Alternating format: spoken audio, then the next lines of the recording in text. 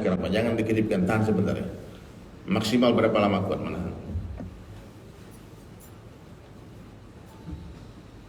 Pernahkah kita syukuri nikmat kedipan mata itu? Nikmat satu kedipan mata itu tidak bisa dibayar dengan ibadah kita sampai mati. Satu orang ahli ibadah dari kalangan Bani Israel dalam satu hadis diceritakan, hadirin sekalian, umurnya 500 tahun kata Nabi.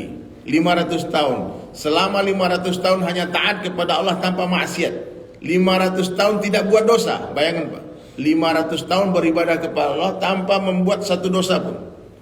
Kemudian di akhirat Allah Ta'ala perintahkan dia, masuklah kau ke surga dengan kasih sayangku. Lalu ahli ibadah tadi katakan, ya Allah, bukankah aku masuk surga ini dengan ibadah? Maka diperintahkan malaikat untuk menimbang pahala dia selama 500 tahun, diletakkan di sebelah timbangan, dan nikmat satu kedipan mata di sebelah timbangan yang lain. Ternyata nikmat satu kedipan mata lebih berat daripada seluruh ibadahnya selama 500 tahun. Jadi kita masuk surga itu bukan dengan ibadah kita, tapi dengan kasih sayang Allah. Ya, dengan siapa Pak? Dengan apa? Kasih sayang Allah, dengan rahmatnya Allah Subhanahu wa taala. Nah, maka hadirin dirahmati Allah Ta'ala, kenallah diri kita. Siapa yang mengenal dirinya, dia akan mengenal Rabbnya. Siapa yang mengenal dirinya, dia akan mengenal Tuhannya.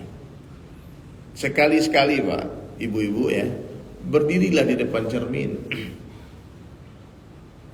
Kemudian perhatikan diri kita. Dan mulailah berpikir. Nah, apa yang pertama kita pikirkan Pak? Coba pikirkan, siapa yang memberi aku pikiran sehingga pikiranku ini bisa berpikir? Hah? Kok aku bisa berpikir ya? Siapa yang memberatkan pikiran saya ini?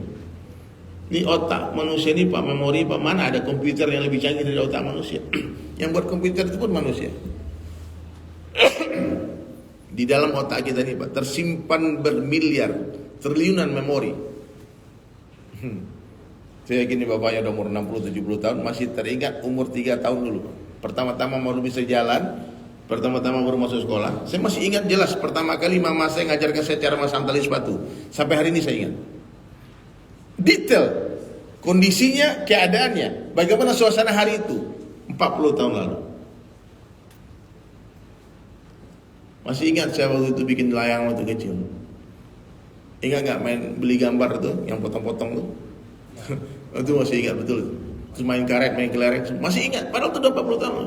Bagaimana dahsyatnya Allah menciptakan otak manusia, diberikan kecerdasan, diberikan kemampuan untuk berpikir. Di sini ada cinta, ada kesedihan, ada kesenangan dalam otak manusia.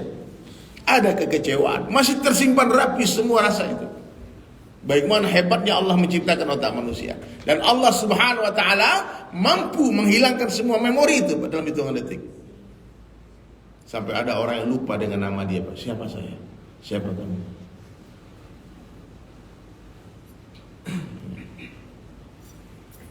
Ya, Pak. Allah berkuasa menjadikan orang paling jenius menjadi orang paling bodoh dalam hitungan detik. Hati-hati Pak, ya hari ini hebat-hebat, pintar-pintar, jangan sombong. Itu otakmu Allah yang buat. Ya, Pak. Allah yang menciptakan otak kita. Maka mulailah merenung berfikir, ya Allah, terima kasih Engkau telah beri aku fikiran, sehingga fikiranku bisa berfikir. Kita sering lupa dengan nikmat-nikmat Allah yang Allah beri kepada kita. Apa salah satu nikmat Allah yang sering dilupakan? Nikmat lupa itu sendiri, Pak. Iya. Kadang-kala Allah hapus memori kita. Dilupakan kita dengan kedukaan, kesedihan yang terjadi. Coba kalau ingat terus kesedihan itu, nangis terus. Nah, ini masalah fikirannya, bagaimana Allah Subhanahu wa taala hebatnya menciptakan fikiran manusia. Bahkan fikiran manusia ini Pak, besi yang tenggelam, yang berat, itu difikirkan oleh manusia bisa terbang. Saya dari Jakarta ke sini naik pesawat, Pak, itu besi semua. Coba yang itu. Bagaimana Allah hebatnya Allah yang menciptakan otak manusia. Difikirkan lagi, dibuatlah Apollo. Hah? Sampai manusia ke bulan, asbab fikir manusia. Pertama kali berita manusia sampai ke bulan, itu hampir seluruh orang Islam sujud syukur. Di Indonesia waktu Neil Armstrong dikabarkan sampai ke bulan, itu banyak masjid-masjid yang sujud syukur manusia telah sampai ke bulan. Padahal hadirin mulia, manusia makhluk, bulan makhluk. Makhluk sampai ke makhluk itu biasa, Pak. Yang hebat tuh fikirnya para nabi. Bagaimana manusia sampai kepada yang menciptakan bulan. La ilaha illallah. Nah, inilah fikirnya nabi-nabi. Bagaimana manusia, bagaimana kita semua sampai kepada Allah Subhanahu wa taala yang menciptakan 7 lapis langit dan 7 lapis bumi. Allah ini ada, pasti ada. Seandainya seluruh makhluk mengatakan Allah tidak ada, Allah akan tetap ada. Sepakat orang semua ini Allah itu tidak ada katanya. Allah akan tetap ada. Kenapa hadirin sekalian? Karena Allah itu sudah ada sebelum kata-kata ada itu ada. Dan Allah Subhanahu wa taala akan tetap ada setelah kata-kata ada itu sudah tidak ada lagi. La maujud illallah, la ilaha illallah. Mohon maaf Pak, sebelum langit itu ada, Allah sudah ada. Allah Subhanahu wa taala tidak berhajat kepada tempat. Tiba-tiba orang belajar akidah kalau gurunya salah Pak, dia pikir Allah di atas langit. Bukan. Langit itu makhluk, ntar lagi Allah hancurkan itu semua. Nah, makanya hadirin mulia, banyak-banyaklah bicara kebesaran Allah, mengagungkan Allah, membesarkan Allah, menafikan makhluk. Jumpa orang kaya, katakan kepada mereka, Pak, hai orang kaya, hartamu Allah yang punya, bukan kamu yang punya. La ilaha illallah. Wahai para pejabat, kekuasaanmu Allah yang berikan. Kamu jadi pejabat bukan karena kamu hebat, banyak lebih hebat tak jadi pejabat. Bukan karena kamu ganteng, banyak lebih ganteng tak jadi pejabat. Allah yang menaikkan raja-raja dan menurunkan raja-raja. La ilaha illallah. Allah yang memuliakan, Allah yang menghinakan. Tak ada hubungannya kemuliaan dengan kerajaan, Pak. Firaun itu sampai mati jadi raja, Pak. Firaun itu sampai mati jadi raja. Ya, bukan 5 tahun, 10 tahun, bukan 1 periode, 2 periode, Pak. Ya. Sampai kapan? Sampai mati jadi raja Firaun. Di sini ada yang namanya Firaun, ada? Tak ada. Ada orang Makassar ini Pak yang nama anaknya Firaun. Nah, ada, padahal dia raja. Tapi hina. Allah hinakan Firaun. Ya. Jadi Allah berkuasa memuliakan orang biasa tanpa jadikan dia raja. Allah pun berkuasa menghinakan raja-raja tanpa mengambil kerajaannya. La ilaha illallah. Allah berkuasa membahagiakan orang miskin tanpa memberi dia harta. Allah pun berkuasa menyusahkan orang-orang kaya tanpa mengambil hartanya. Tambah kaya, tambah susah. Jangan Bapak pikir orang kaya bahagia, belum tentu. Jangan disangka orang miskin sengsara, belum tentu. Tidak ada hubungannya sedikit pun kebahagiaan itu dengan kekayaan. Tidak ada hubungannya. Kalau antum masih yakin ada hubungannya kekayaan dengan kebahagiaan, berarti antum bukan orang beriman. Iya Pak, bukan orang beriman. Orang yang merasa mulia naik mobil mewah adalah orang cacat imannya.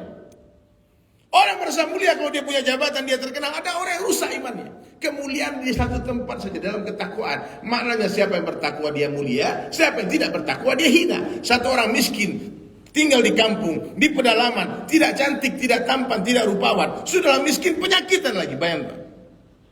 Antum bisa bayangkan bagaimana keadaan dunia orang ini. Dia bicara tak ada orang dengarkan suara dia. Dia pinang orang-orang, tidak ada yang menerima dia jadi menantu. Sudahlah miskin, penyakitan, tak cantik, tak tampan, tak rupawan. Tapi di hati dia ada Allah, ada ketakwaan. Yakinlah orang semacam ini, dia lebih mulia dalam pada Allah daripada seluruh raja-raja kafir yang ada di seluruh dunia.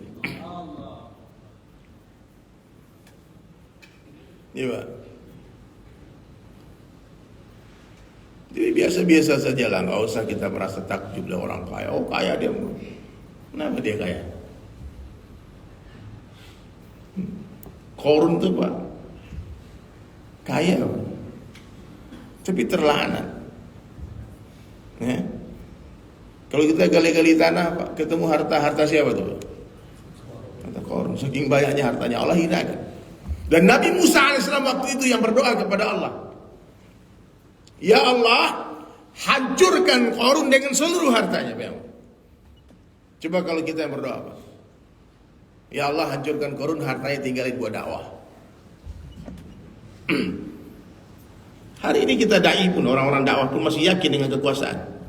Kalau kita tidak berkuasa, bagaimana dakwah bisa tersembang? Ini adalah perkataan musuhnya Allah. Kalau kita tidak kaya, bagaimana orang dakwah ini bisa tersebar kalau harta ini perlu? Siapa bilang perlu harta? Berdiri dari sini, jelaskan Pak. Konsep pemikiran antum bagaimana? Coba pikirkan.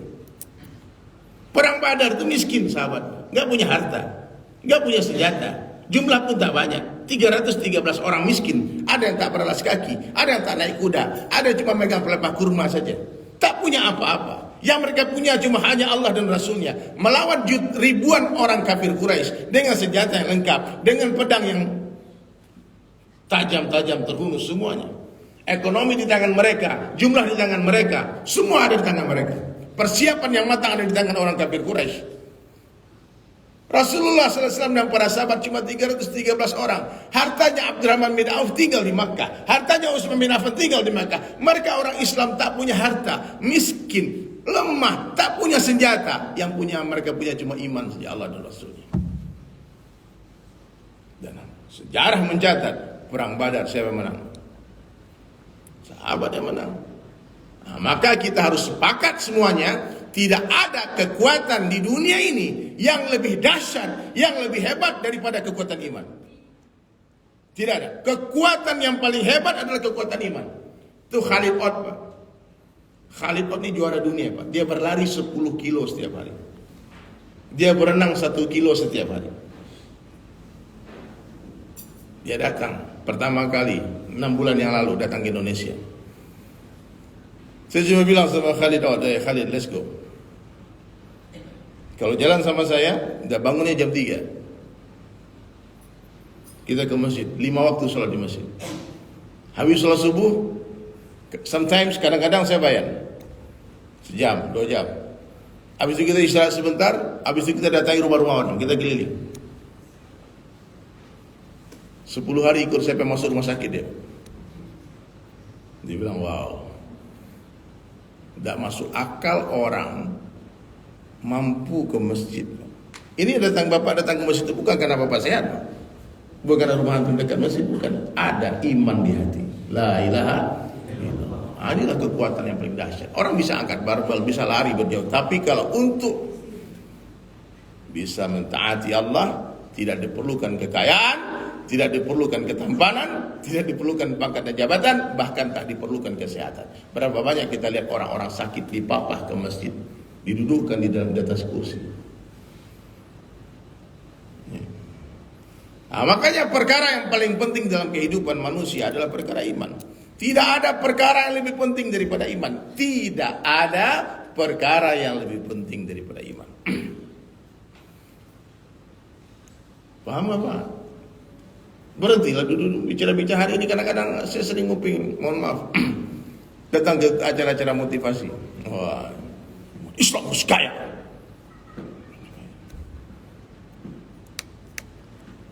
Ini kalimat dari mana keluarnya, Pak? Ide kalimatnya dari siapa? Siapa yang mengajarkan ini, Pak? Kita harus mengentaskan kemiskinan. Itu programnya Qarun, Pak. Itu programnya siapa? Mengentaskan kemiskinan itu programnya siapa? Qarun. Nabi SAW berdakwah, tidak ada Nabi pernah menargib orang miskin itu jadi kaya. Dakwahnya Rasulullah bukan untuk menjadikan orang miskin jadi kaya atau orang kaya jadi miskin, tidak. Nabi datang kepada orang miskin menyampaikan kabar gembira bagaimana hebatnya orang miskin. Bahkan Nabi katakan orang miskin ini yang beriman akan masuk surga 500 tahun lebih awal daripada orang kaya. Harta yang halal kata Sayyidina Ali akan dihisab, yang haram akan diazab. Dan Nabi katakan kau bekerjalah semangat, kau kumpulkan harta yang tidak ada. Coba buktikan sejarah mana. Nabi bagi kabar kalau kamu tahu bagaimana dahsyatnya orang miskin, maka semua akan berdoa minta miskin. Itu doanya Nabi, Pak. Masyhur doa itu. Yang hari ini tak mampu orang Islam aminkan doa itu. Semua sahabat minta miskin karena dia mendengar fadilah orang miskin. Tapi ternyata kenyataannya yang berlaku cuma ketetapan Allah. Meskipun doa minta miskin, kalau Allah katakan kaya, kaya. Ya, sama seperti hari ini semua minta kaya, tapi takdirnya miskin, ya miskin. La ilaha illallah. Nabi datang ke orang-orang kaya, bukan Nabi katakan kau habiskan hartamu, kau jadi orang miskin, saya tidak. Nabi bagi kabar gembira kepada orang-orang kaya, bahwasanya orang yang menginfakkan harta di jalan Allah, Allah muliakan mereka. Bahkan orang kaya ini derajatnya lebih tinggi daripada orang miskin nanti kalau dia memang menggunakan hartanya. Karena orang-orang kaya, orang miskin komplain kepada Rasulullah, ini orang kaya ini bisa bersedekah, bisa menyumbang buat pergi jihad dan sebagai bangun masjid, macam-macam yang dibangun. Kami nggak punya harta. Mereka bayar zakat, kami terima zakat. Apa amalan yang bisa menandingi mereka? Nabi berikan amalan, suruh berzikir, subhanallah, alhamdulillah, la ilaha illallah, Allahu akbar, atau baca subhanallah bihamdi subhanallahil azim. Ternyata amalan tadi pun didengar orang kaya. Orang kaya baca juga. Datang lagi ya Rasulullah, mereka baca juga, gimana ceritanya? Itulah kelebihan mereka. Ya, tapi tak mudah, Pak. Untuk menjadi orang kaya itu amanahnya berat. Ya. Kira-kira antum suka mana, Pak? Jadi orang kaya yang beriman atau miskin beriman? Jujur ya, Pak. Enggak ada, anda mau tanya, saya mau tanya kira-kira. Cuma katakan yang pengen jadi orang kaya beriman, Pak. Ya. Kenapa, Pak? Ini sah-sah saja, Pak. Amin, semoga antum jadi orang kaya beriman semua. Ya. Tapi jawabannya semestinya terserah Allah saja. Terserah Allah saja. Benar. Ini yang sudah tua-tua, ayah anda semua di sini pernah merasakan 1 tahun banyak duit, 1 tahun banyak utang kan? Sama aja. Kalau ada iman hadirin mulia sama aja. Ada iman aman. Ada iman aman. Nah, maka hadirin dirahmati oleh Allah Subhanahu wa taala, kita di dunia ini hanya menonton takdirnya. Kita menyaksikan ketetapan Allah saja. Makaru wa makarallah wallahu khairul makirin. Banyak orang buat rencana, buat makar, tapi yang berlaku hanyalah rencana Allah. Ya. Iya bang. Allah telah tuliskan siapa yang mau kaya, siapa yang miskin, siapa yang mau jadi wali kota, bupati, tuliskan. Nggak ada urusannya Pak dengan kecerdasan, nggak ada. Kesalahan terbesar orang-orang kaya, dia pikir dia kaya karena dia cerdas. Bukan Pak, banyak lebih cerdas daripada kamu, tapi tak kaya dia. Makanya biasa-biasa aja. Kalau Allah beri harta, yakinlah itu ujian. Alladzi khalaqal mauta wal hayata liyabluwakum ayyukum ahsanu amala. Allah uji saya. Kekayaan bukanlah sebuah kemuliaan tapi ujian. Kemiskinan bukanlah sebuah kehinaan tapi ujian. Apa ujian bagi orang kaya? Apakah dia bersyukur atau tidak? Apa ujian bagi orang miskin? Apakah dia bersabar atau tidak? Kaya dan miskin ini adalah 2 sayap yang akan menghantarkan seorang manusia kepada Allah. Sabar dan syukur. Dapat perkara yang disukai, bersyukur. Dapat perkara yang tidak disukai, bersabar. Derajatnya sama. Syukur mengangkat derajat, sabar menggugurkan dosa. Jika orang tanya habis ini, Pak, antum mau diuji kaya atau uji miskin? Jawabannya apa? Terserah Allah. Aku ikut aja.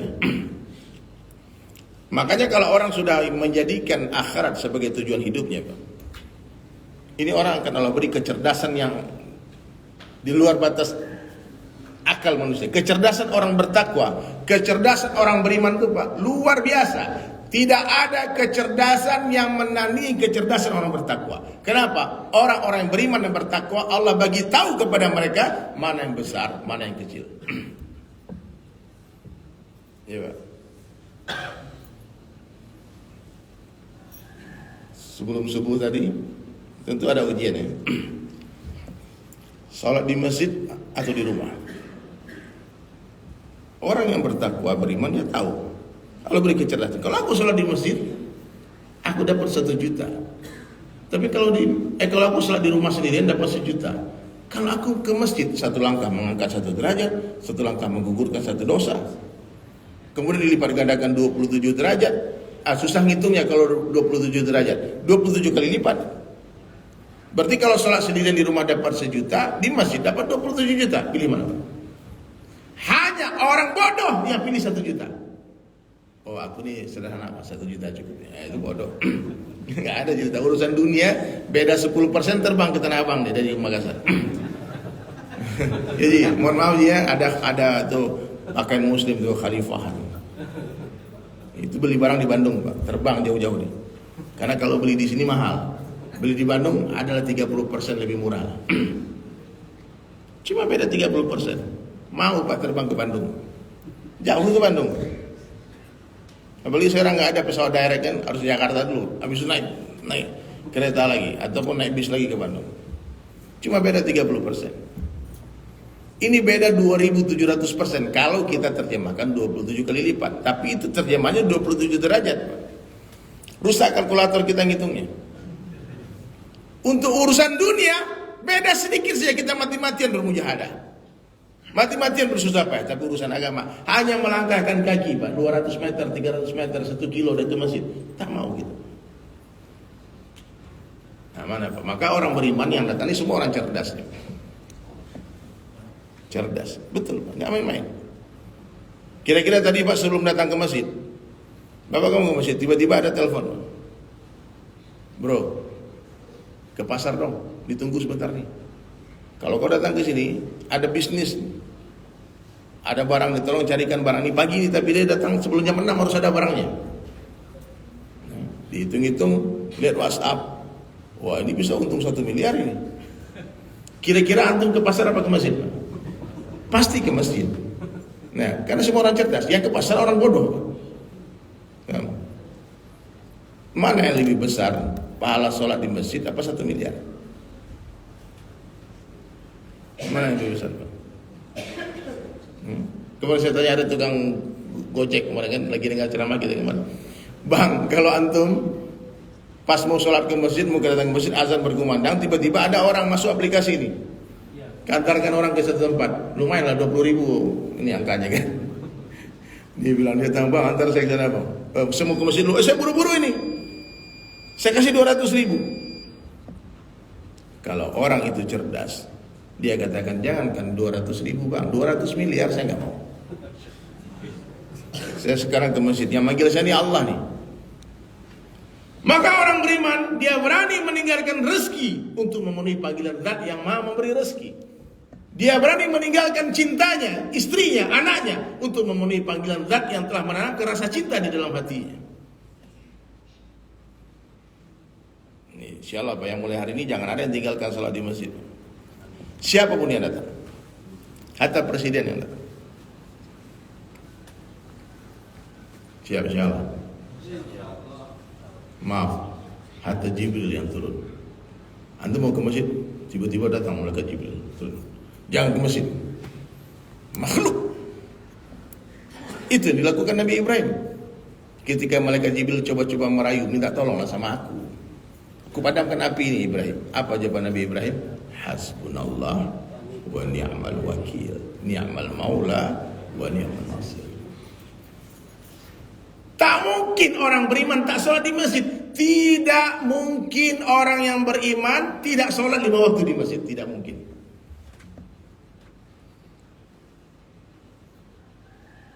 Gimana mungkin Pak? Orang dengar Allahu Akbar, Allahu Akbar, dia dengar nama Allah gak bergetar hatinya. Gak mungkin.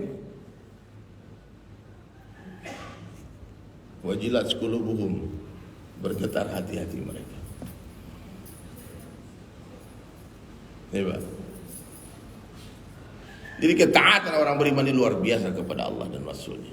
Ketika dua perintah ini bersamaan datangnya, ada perintah dunia, ada perintah akhirat. Mana yang didahulukan? Akhirat. Mohon maaf, dunia ini Pak, kata ulama seperti e-nya sapi. Seperti apa? Dunia ini seperti tai sapi Pak. Nggak usah dipaksa, nggak usah dipencet-pencet perut sapi. Kalau udah waktunya keluar, dia keluar. Nggak usah untuk memasukkan tangan ke dalam untuk ambil tainya, jangan. Ikhtiar saja bagi makan sapi. Kalau sudah waktunya keluar, nggak bisa ditahan itu, dia akan keluar tai itu. Tapi kalau akhirat seperti susu sapi, kalau kita nggak usahakan, nggak pernah nggak akan keluar susu itu. Banyak orang nggak sabar Pak, dimasukkan tangannya ke pantat sapi. Akhirnya lepas gigi dua, ditendang sama sapi dia. Paham? Makanya orang beriman cerdas. Akhirat dijunjung, dunia dijinjing. Seandainya akhiratnya mau jatuh, dia lepaskan dunia, pegang agama, pegang akhirat. Hari ini banyak orang bodoh. Dunia dijunjung, akhirat dijinjing. Waduh. Datang dunia, tinggalkan akhirat, bodoh. Kalau ada orang menjual kambing yang untuk mengobati anaknya, itu orang cerdas, Pak. Kemana, Bang? Nih kambing mau dijual nih. Kenapa kambing dijual? Anakku sakit, Bang, mau beli obat. Cerdas ya, Bang? Cerdas. Dia berani mengorbankan kambingnya untuk mengobati anaknya. Tapi ada orang bodoh, Pak. Dia jual anaknya. Kenapa, Bang? Ini anaknya, aduh, kambing sakit. Dia korbankan akhirat untuk dunia, adalah sebuah kebodohan. Tahu nilai dunia dalam pandangan Allah, Pak? Tidak lebih berharga daripada 11 sayap nyamuk. Kursi presiden, gubernur, wali kota, bupati, kursi di DPR RI, itu dalam panah Allah tak lebih berharga hari-hari ini. Satu kursi yang kepengen banyak, gimana gak ribut. Orang beriman tak mungkin mengejar-ngejar itu. Kalau Allah kasih, duduk saja. Karena keinginan itu sumber penderitaan. Kata siapa? Iwan Fals. Keinginan adalah sumber penderitaan. Di mana letaknya? Dalam pikiran. Ingin bahagia, derita didapat. Kenapa? Karena ingin itu sumber derita. Maka orang beriman keinginannya satu aja, ridho Allah. Keinginan orang beriman satu aja, masuk surga. Betul gak, Pak? Siap ya semua yang hadir ini pagi ini, subuh ini, yang di TikTok, yang di Instagram. Mulai hari ini cita-cita kita dirubah. Yang tadi pengen jadi orang kaya di dunia, bagus. Sekarang pengen jadi orang kaya di surga. Amin. Amin. Dunia nggak apa-apa kaya, asal nanti masuk surga. Iya, nggak apa-apa jadi raja, nggak apa-apa jadi presiden, nggak apa-apa terkenal, nggak apa-apa antum jadi multimiliuner, punya Lamborghini, punya Ferrari, tapi dalam pandangan antum itu sampah. Tak ada apa-apanya. Naik mobil mewah, banyak mobil mewah di depannya, ada Ferrari, ada motor-motor Harley Davidson semua. 5 waktu di masjid.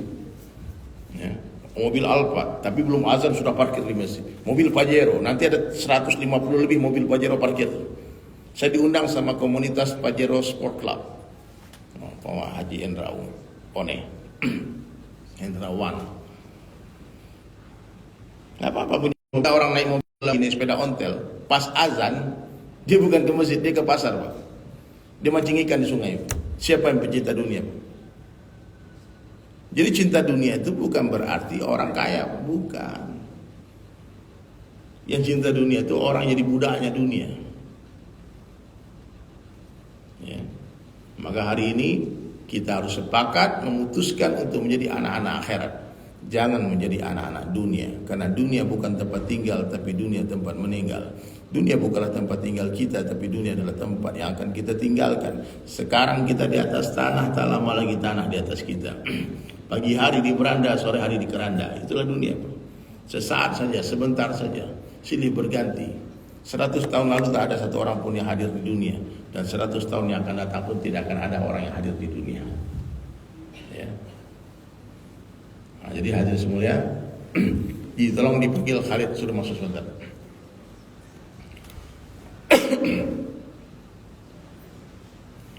Ya. La ilaha illallah. Jaddidu imanakum, perbaharilah iman kalian, kata Nabi, perbaharilah iman kalian. Kaifa nujaddidu imanana ya Rasulullah? Bagaimana cara memperbarui iman kami ya Rasulullah? Maka Nabi menjawab, aktsiru min qauli la ilaha illallah. Banyak-banyaklah kalian mengucapkan kalimat ilaha illallah. Maknanya katakanlah kecuali kepada Allah. Mau tahu perbandingan dunia dengan akhirat? Kata Nabi, celupkanlah ujung jari telunjuk kalian ke samudera yang luas dan lihatlah air yang ada di ujung jari kalian. Hadhihi dunia. Itu paham? Sinyalnya di sini ya. Baik, sebentar lagi kita akan dengarkan cerita hijrahnya Khalid. Khalid Od, ya, dia seorang champion, MMA champion. Khalid, sit down Khalid, Masya Allah.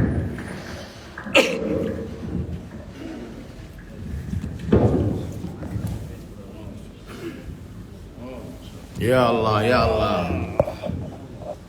Assalamualaikum warahmatullahi wabarakatuh. Waalaikumsalam warahmatullahi wabarakatuh.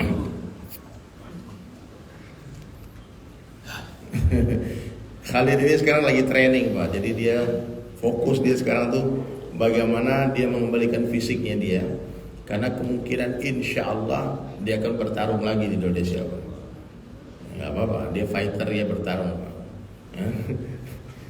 Continue Khalid, let's teach somebody here something. Yeah. You can follow me if you want, yes. Dia bilang ikuti saya kalau kalian mau, ikuti. Allah kuasa, Allah kuasa, makhluk tak kuasa, makhluk tak kuasa, dunia sementara, akhirat selama-lamanya. akhirat selama-lamanya. La ilaha illallah. Okay. Allah kuasa, makhluk tak kuasa, dunia sementara, akhirat selama-lamanya. La ilaha illallah. Takbir. Allahu Akbar. Semangat Pak ya. Hal ini Pak, sebelum masuk ke profesional MMA, dia petarung jalanan, dia street fighter, pernah 100 kali bertarung di jalan, sekali dia kalah. Ini keras Pak. Yang mau dibanting nanti boleh coba-coba Pak. Ya, I tell you, somebody wants to play, ya, you will try. Atau mungkin mau merasakan gebukan dia sekali Pak, nggak apa-apa, kena-kenaan Pak, boleh. Tafadhol Khalid please. Ada yang mau bertanya, silakan bertanya. Oh, continue. Yeah. Ustaz he tell I'm a fighter, I'm a MMA fighter, box fighter, street fighter, but also I'm a Muslim and I'm talking all the time with my students with mindset for motivation speech, yes? Ya. Ustaz Dari katakan aku di fighter, aku MMA, aku street fighter. Tapi jangan lupa aku juga seorang muslim sekarang. Dan aku sekarang juga sering memberikan motivasi kepada murid-muridku. Dia punya sekolah bela diri Pak di Austria. Sampai hari ini masih ada muridnya. Bismillah. So, and one thing what I tell all my students all the time, so if something is important to you, there are no buts. You know? You understand? No what? No buts. There's no, if you say, but there is. But Yeah. there's no buts. Hmm. You know? Ya. Jadi hadirin sekalian, satu hal yang dia ingatkan terus kepada murid-muridnya dimanapun, ya, tidak ada kata-kata tapi, ya. Semua terjadi itu semua ada, telah tertulis. If you go the line, you go the line. You don't watch left, right. You go straight there. Ya. Jadi nggak ada alasan Pak. Semua di dunia ini telah ada aturannya, ditulis sama Allah.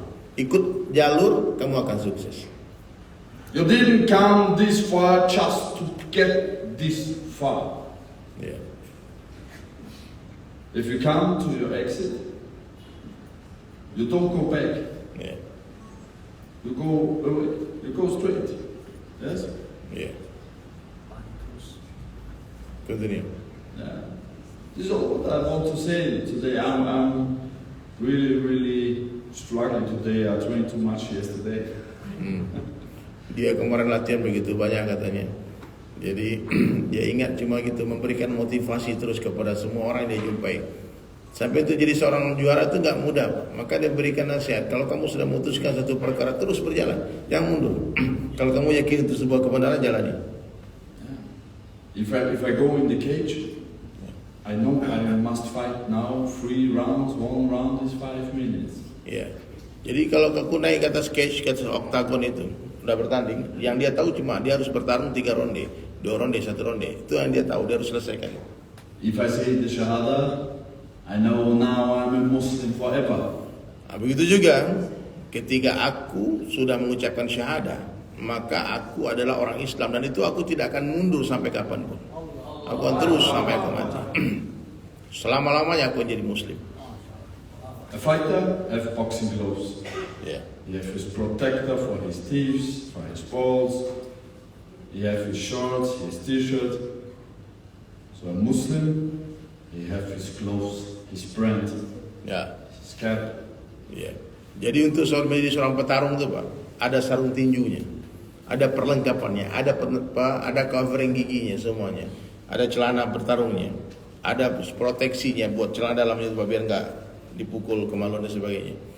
Itu untuk syarat menjadi seorang petarung. Begitu juga untuk menjadi seorang Muslim, kita juga punya syaratnya, ada syaratnya. Pakaian kita nggak bisa sembarangan, mesti seperti orang Islam, pakai songkoknya, pakai semuanya. Makanya sekarang saya memutuskan untuk mengganti semua gaya hidup saya, karena saya bukan lagi petarung, saya adalah seorang Muslim. In a fight, I must punch my opponent. Nah, ketika dia bertarung, dia nggak boleh kasihan lihat musuhnya Pak, dia harus hajar musuhnya kan, karena dia bertarung. Nggak bisa petarung itu suka kasihan Pak, aku kasihan, nggak bisa Pak, harus dihajar Pak. I want to finish him. I want to win. Karena aku harus jadi pemenang, aku harus menyelesaikan pertarungan itu dengan benar. And when I'm a Muslim, say Shahada, I must pray 5 times a day to come to Jannah. Ya, begitu juga ketika aku sudah memutuskan jadi orang Islam, maka aku tidak akan mungkin tinggalkan sholat 5 waktu di masjid. Tidak mungkin aku akan meninggalkan 5 waktu, karena itu adalah syarat untuk masuk surga. If I don't pray, it's the same. I go in the cage. I don't punch my opponent. Kalau aku memutuskan jadi orang Islam, lalu aku tidak sholat, itu sama kayak orang naik ring tapi nggak mukul orang. Dia bilang, I let me smash, terus aku biarkan orang pukul aja aku katanya, and I will lose. dan aku akan kalah. And the same is in life. If you don't go to your salah, Sama dengan kehidupan orang di dalam Islam ya. Kalau kamu tidak sholat, berarti kamu biarkan itu musuh syaitan menghajarmu, dan kamu nggak akan sampai kepada tujuan, kamu akan kalah dan celaka di neraka. you can't win. Kamu tidak akan mungkin bisa menang kalau kamu tidak mukul lawan. Your opponent wins. And in Musuhmu Islam, akan menang. the opponent is the shaitan. Di dalam Islam, oponen kita, musuh kita itu syaitan. Itulah musuh yang nyata. Kalau di atas ring jelas orang nampak apa. Kalau dalam agama kita punya musuh yang nyata, yang akan terus menghajar kita Pak, siang dan malam. Kalau antum gak hajar dia, antum dihajar. When I'm a fighter, I'm a gentleman. Ketika aku seorang petarung, aku adalah seorang gentleman. I smash my opponent like a gentleman.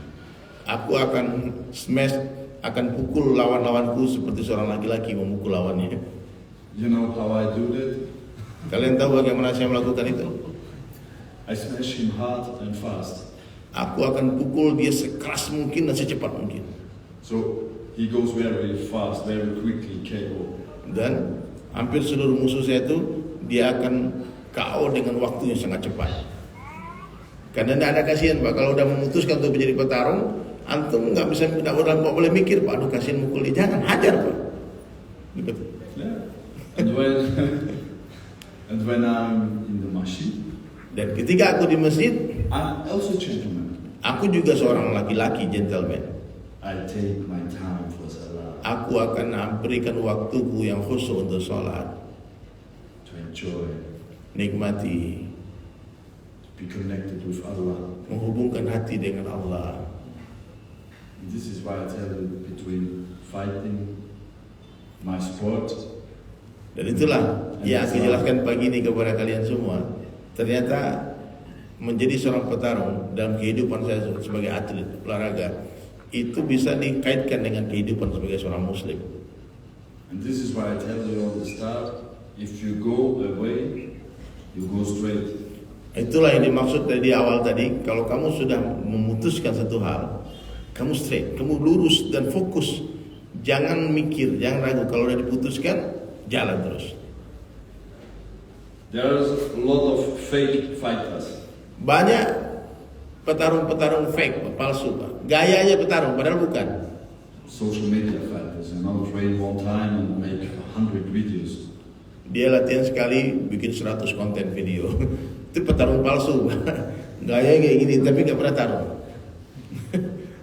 Satu kali training katanya kan 100 videonya.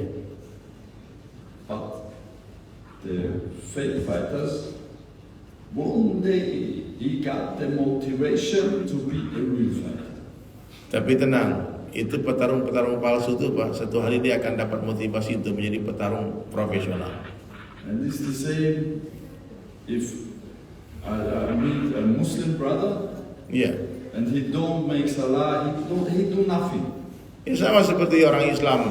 Dia mengaku Islam tapi tak pernah sholat, nggak lakukan apa-apa, nggak bikin amalan dalam Islam. But one day, the day will come, Dan tenang, satu hari akan datang masanya, he go to salah, dia akan mendirikan sholat, he make his Ramadan, dia akan berpuasa di bulan Ramadan, he's a Muslim. dia akan menjadi seorang Muslim yang baik. Not only for social media. Bukan hanya untuk sosmed. Kadang-kadang gitu Pak, sekali sholat langsung post kan, habis itu nggak sholat lagi, hanya buat Instagram, TikTok aja sholatnya. Also many politicians do this. Yeah. Allah like the politicians, they talking about we will help you, we will do it all for you, all the stuff like that. Yeah. But if you're Muslim, you do it for Allah. Kalau kamu orang Islam, kamu lakukan segala sesuatu untuk menyenangkan Allah. This is why I love to be a Muslim. I don't. Dan do itulah it.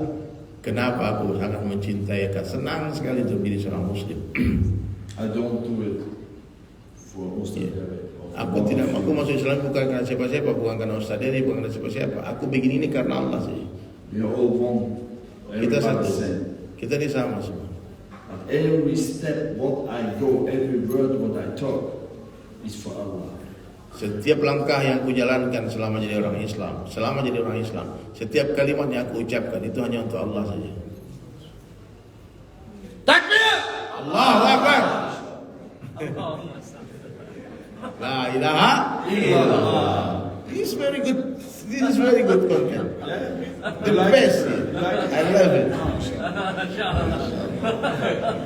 This is very beautiful speech. Yeah. Ini dalam pembicaranya Pak. Saya udah lama jalan sama dia, baru kali ini dia ngomong kayak gini Pak. I tell many times you keep your knowledge. Ya? Nah, step by step, mudah-mudahan Pak. The diamond shining now. Jadi berlian udah mulai berkilauan. I lost a lot of friends, you know. Dia bilang aku banyak kehilangan teman ketika aku masuk Islam. Banyak kehilangan teman. When I see my old friends, Ketika aku lihat teman-teman lama aku itu, they run away from me. dia lari dari aku, semua lari dari aku. I don't know what's happened. They are scared about me, like a Gak tahu virus. kenapa. Dia takutkah sama aku kenapa aku masuk Islam? And they ask me, "Hey, Khalid, are you crazy? Why you convert to Islam?" Khalid, kamu gila ya? Kenapa kamu masuk Islam? I say, "Why you not convert to Islam?" Dia bilang, kenapa kamu yang tidak masuk Islam? Kamu yang gila. Simple. So, but one day, I watch my Instagram. Satu hari aku lihat Instagramku.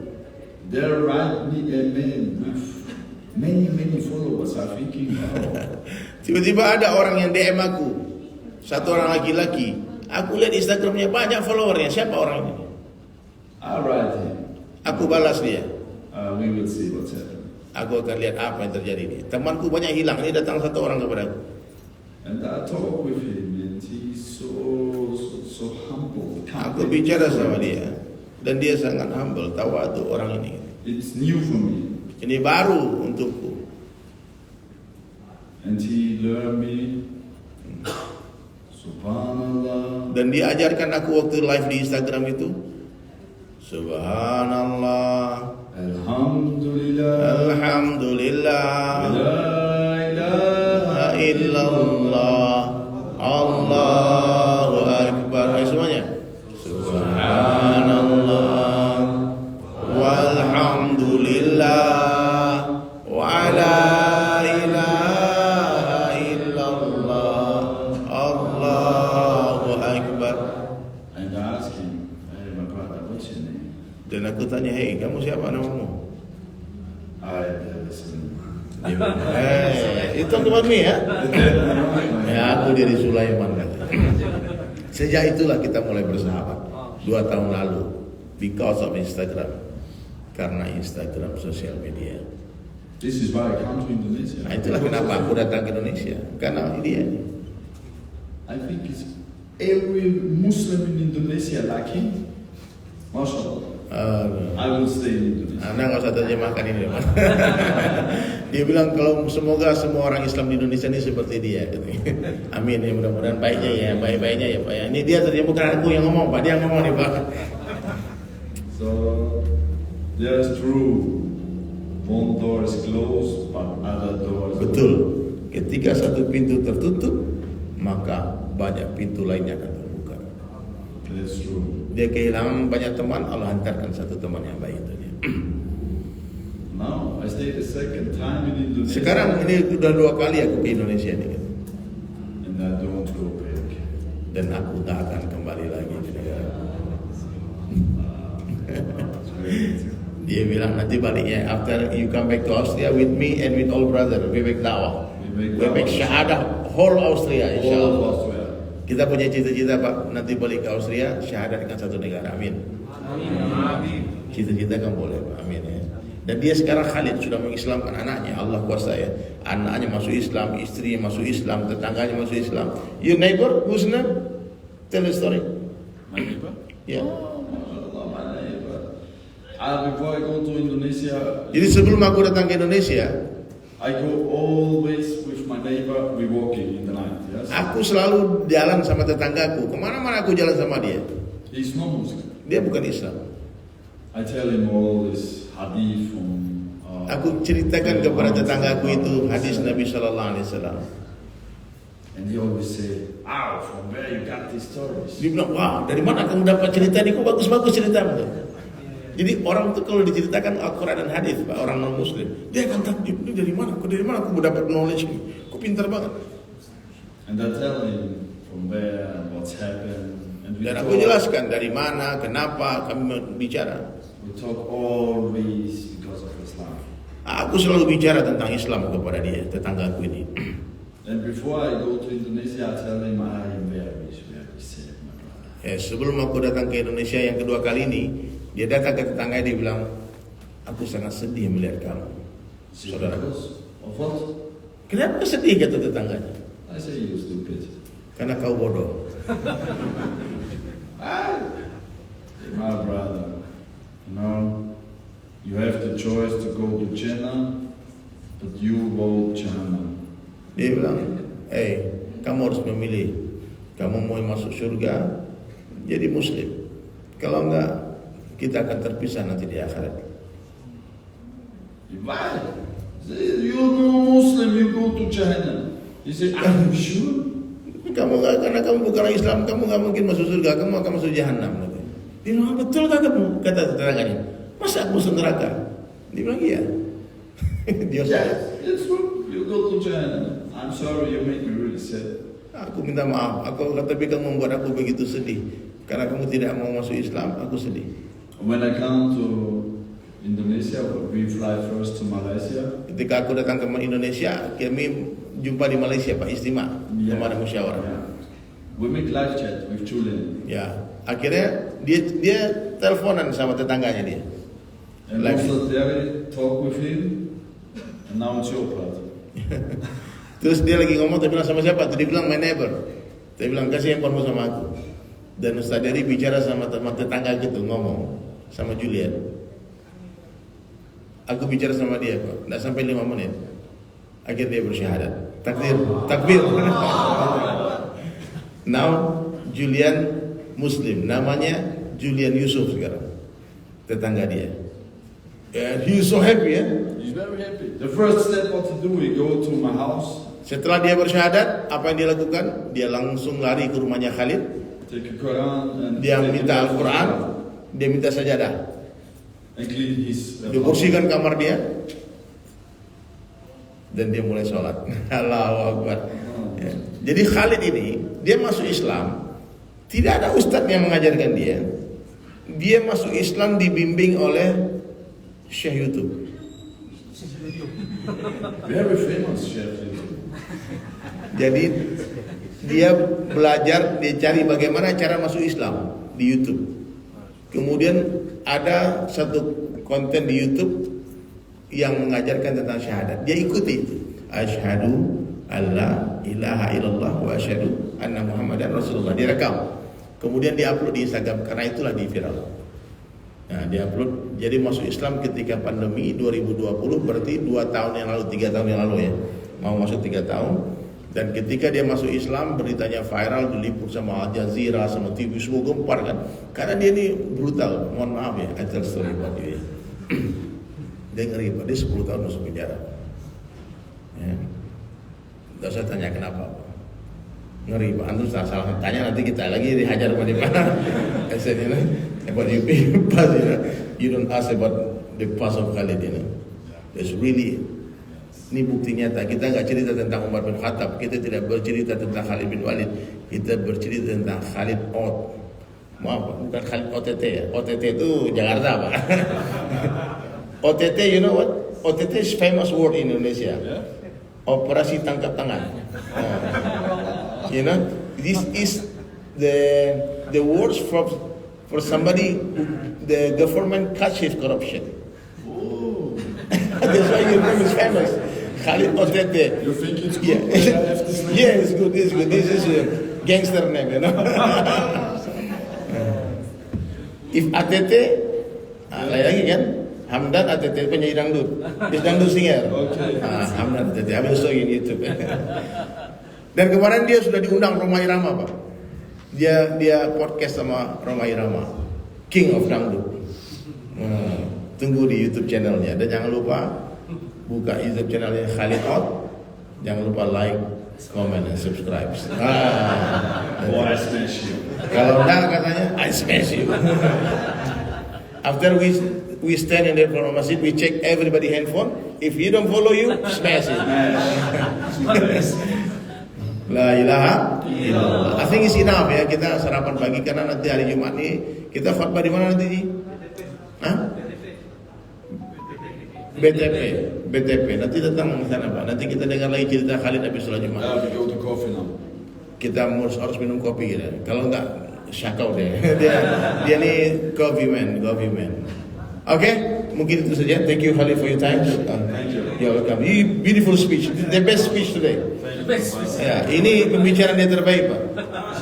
Mashallah. Unbelievable. Well, sometimes Ustaz David, maybe he think if I go away from him, I relax. I scared, you know. Khalid nggak mau, jangan salah-salah. Kita salah-salah adab, kita pecah-pecah kaca kita semua tuh.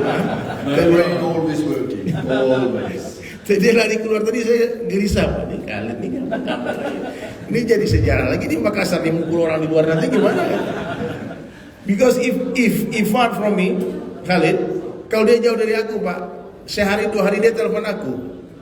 Ustaz dari, I will smash one guy. Aku memukul orang nih, izinkan aku mukul orang ini. I go back to Austria, finish.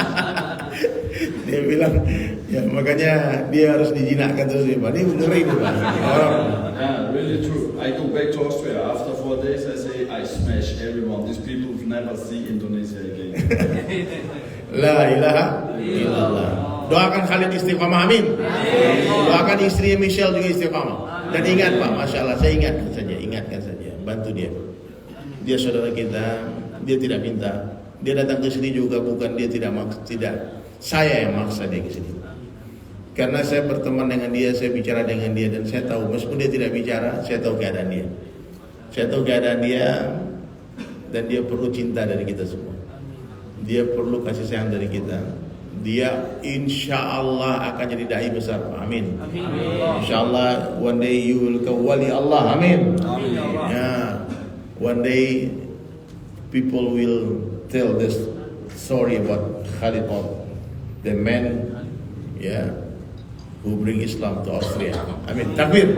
Allahumma salli ala Muhammad wa ala Muhammad kama sallaita ala Ibrahim wa ala ali Ibrahim wa barik ala Muhammad wa ala ali Muhammad kama barakta ala Ibrahim wa ala ali Ibrahim fil alamin innaka Hamidum Majid.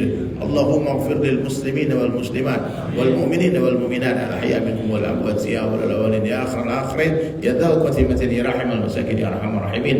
Ya Allah ya Rahman, pandanglah kami dengan pandangan rahmat kasih sayang-sayang-Mu ya Allah. Istiqamahkan kami semua dalam mencintai-Mu ya Allah, mencintai Rasulullah sallallahu alaihi wasallam. Ya Allah, ya Rabbi, beri kami kekuatan untuk menghidupkan agama dengan sempurna ya Allah. Beri kami kekuatan untuk salat 5 waktu berjamaah di masjid sampai mati ya Allah. Ya Allah, berikan ilmu bermanfaat di hati kami ya Allah. Ilmu membuat kami semakin hari semakin rindu kepadamu ya Allah. Ya Allah, tanamkanlah di hati kami rasa cinta kepada orang-orang yang mencintai-Mu ya Allah. Ya Allah, hiaslah diri kami dengan akhlakul azimah, akhlakul karimah, akhlak Rasulullah, akhlak sahabat dan sahabiah. Ya Allah, ya Rahman, kami lemah, beri kami kekuatan. Kami hina, beri kami kemuliaan ya Allah. Kami sempit hidup kami, lapangkanlah hati kami ya Allah, hidup kami ya Allah. Ya Allah, bila ada yang sakit, angkat penyakit kami. Bila ada yang berhutang, lunaskan hutang-hutang kami ya Allah. Berikanlah sakinah, mawaddah, warahmah di rumah tangga kami ya Allah. Anak-anak kami jadikan anak yang saleh dan salehah, alim dan alimah, dai dan daiyah. Ya Rabb ya Allah, Engkau Maha melihat, Maha mendengar, Maha mengetahui ya Allah. Berikanlah kami akhlak yang mulia, akhlakul karimah, akhlakul azimah. Beri kami kekuatan untuk selalu memaafkan semua orang-orang jahat, orang-orang menzalimi kami ya Allah. Ampunkan dosa-dosa mereka ya Allah. Ya Allah ya Rahman, jadikanlah kami orang baik ya Allah. Hidupkan kami dalam keadaan baik ya Allah. Matikan kami dalam keadaan baik ya Allah. Matikan kami semua dengan husnul khatimah. Mati dalam dakwah, mati sebagai matinya para sahabat dan sahabiah. Ya Allah, ridhoi kami semua ya Allah. Pandang pengorbanan orang-orang yang telah mengundang kami ke sini ya Allah, dan buat majelis ini ya Allah. Ampunkan dosa-dosa kami ya Allah sebelum kaki kami melangkah keluar dari masjid ini ya Allah. Rabbana atina fid dunya hasanah wa fil akhirati hasanah wa qina adzabannar. Subhan rabbika rabbil izzati amma yasifun wa salamun alal mursalin walhamdulillahi rabbil alamin. Kita tutup dengan doa kifaratul majlis. Subhanallah wa bihamdihi astaghfiruka wa atubu ilaih. Dan satu iklan lagi, mohon maaf, doakan, saya sedang membangun masjid dengan teman-teman di Palembang dengan cara unik, dengan cara melukis Al-Quran 30 juz. Jadi Al-Quran itu ada 604 halaman. Jadi saya mengumpulkan 604 orang untuk ikut ambil bagian berdonasi untuk pembangunan masjid. Jadi satu halaman donasi 10 juta. Nanti nama donaturnya akan diabadikan di setiap halaman lukisan. Simpel saja Pak. Sekarang alhamdulillah sudah terkumpul. Saya telepon kemarin Masjid Baitur Rahman, terkumpul 537 halaman. Ya, mudah-mudahan dari Makassar nih masuklah nanti ya. Masuklah mungkin 10 halaman, 20 halaman, ataupun selesai semua orang Makassar semua. Amin. Ya, masih ada tersisa yang belum ada nama orangnya. Al-Quran itu, lukisan itu 537, 604 kurang lebih 70 halaman lagi ya. Doakan, ini proyek pertama di dunia melukis. Allah berikan saya kekuatan untuk melukis dan menghafal Al-Quran. Amin. Itu saya ilannya, boleh nanti didaftarkan sama Abu Yusuf, sama siapa saja yang mau ikut ambil bagian, silahkan. Ya, kita open, masih ada kesempatan. Nanti akan kita serahkan sertifikatnya dan foto lukisannya nanti. Dan sekarang sudah masuk melukis 22 juz, Pak. Jadi saya sudah hampir 2 tahun melukis ini. Insya Allah target 2023 ini masjidnya selesai, galeri Al-Qurannya pun selesai, dan itu akan tercatat sebagai lukisan Al-Quran pertama di dunia di atas kanvas. Ya. Ya, semoga Allah beri kekuatan dan jadi asbab hidayah. Amin. Itu saja iklan dari saya. Dan boleh kalau ada bapak-bapak yang mau ikut berdonasi untuk pembangunan masjid di Palembang, itu namanya Masjid Baitur Rahman. Ada, boleh dicatat Pak, buka handphonenya Pak, dicatat nomor rekening masjid. Silakan langsung transfer ke masjid itu, ya. BSI, ya. Ya, silakan ya, ditulis nomor rekeningnya. Bank Syariah Indonesia, silakan mau transfer 1.000, 10.000 silakan berapapun. Ya, kadang-kadang 10.000 itu lebih banyak daripada 10 juta dalam panah Allah. Ya. 7746 kali 91. Ya. Ya, berapapun donasi kita, insya Allah akan bermanfaat dan Allah balas dengan istana di surga. Amin. 7746 kali 91 atas nama Masjid Baitur Rahman. Jadi langsung ke masjid donasinya, insya Allah ya. Terima kasih banyak, semoga Allah balas semuanya. 7746 kali 91 ya. Jadi kalau kita dengarkan ada orang minta tolong Pak, kita tolong. Itu masjid bukan masjid saya Pak. Saya bukan orang Palembang. Saya cuma lewat di masjid itu, kemudian sholat, dan kebetulan pengurus masjidnya ngomong, Ustadz bantu kami. Nah, saya bilang saya tidak punya, saya cuma punya sosmed, saya punya teman-teman yang baik. Mudah-mudahan Allah gerakkan ada hati orang baik yang menyelesaikan masjid ini. Itu aja Pak. Ya kalau enggak kita terus ikhtiar saja. Tanpa bikin proposal dan kita buat donasi ini dengan cara terhormat. Siapa saja yang mau donasi dan ingin mendapatkan kenang-kenang lukisan saya, silakan. Kayak kemarin alhamdulillah ya, di masjid kemarin saya bawa 3 lukisan dan saya lelang untuk masjid. Alhamdulillah lukisan pertama terjual 30 juta, yang kedua 20 juta, yang ketiga 20 juta. Langsung terlambat ke masjid. Dan lukisan saya pernah terjual 500 juta, 500 juta. Jadi lukisan ini memang tidak ada harganya, 0 rupiah sampai tak terhingga.